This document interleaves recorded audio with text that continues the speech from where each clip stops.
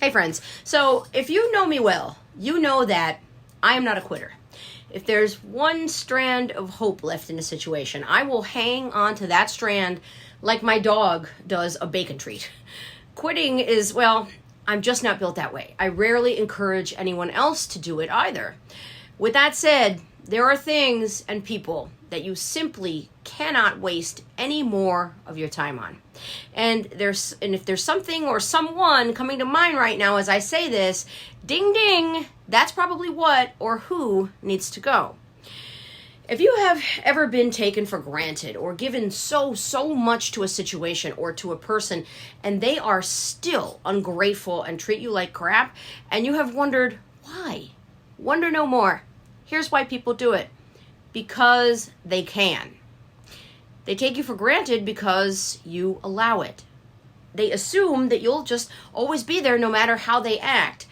When there is no accountability, shenanigans will continue. It's much like leaving your front door unlocked and watching as a burglar comes in and steals your couch, your TV, your valuables, and you just sit in a corner watching.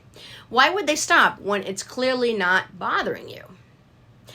You are not responsible for rebuilding a connection with someone that you didn't break, especially if you are the only one carrying the proverbial building materials. And really, you shouldn't have to, because if that connection was at all important to them, they would make the effort to fix it. Effort is the biggest tell in any situation, period. No effort, no interest, no value assigned, no meaning. It's really that simple. People make an effort when things are important to them. It doesn't matter how busy they tell you they are. If they aren't making an effort, it's not that important. And sad to say, probably neither are you. Don't stand around crying in a closed door that has nothing behind it anyway, friends. It's a waste of your mental energy. You also do not need to be giving chances to people who had all kinds of access to you and abused that privilege, or people that took your willingness to be vulnerable with them and used that as a weapon. Giving people more chances is sometimes just a good way to give them more ammunition to use against you. And why the hell would you do that? And one thing about vulnerability that I want to say, it's not easy for people to show that side of themselves. The ego doesn't much care for it.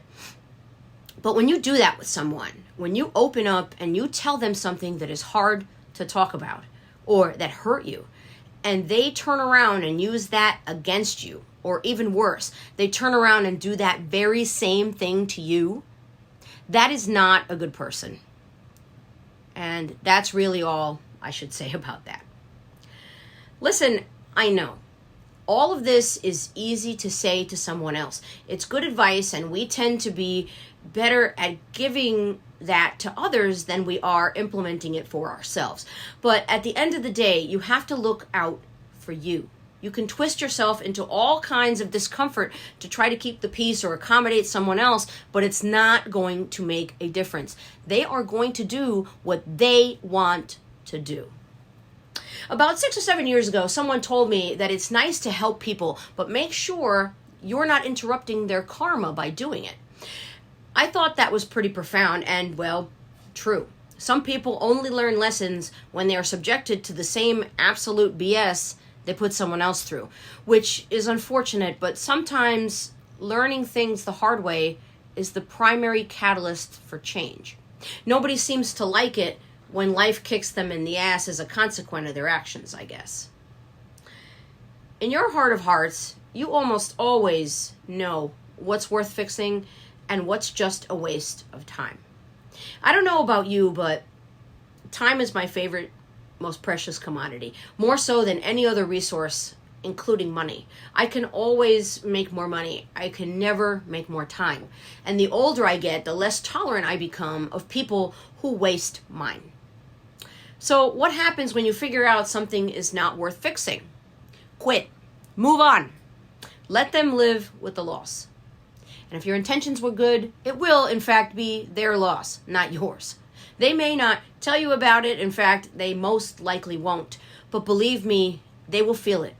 Probably when they look around and realize that the grass never seems to stay greener on their side. Funny how that works. they must be the weeds. Some situations, some bonds just need to stay broken because fixing them costs too much. And I don't mean money. It costs too much of something far more precious than that, your emotional well-being, amongst other things. You've got to make that your number one priority because believe me, nobody else will. Chewy? That's what Chewy has to say, and that's all I've got for you as well. I will be back next week with another priority message for you. Until then, take good care of yourselves. Bye.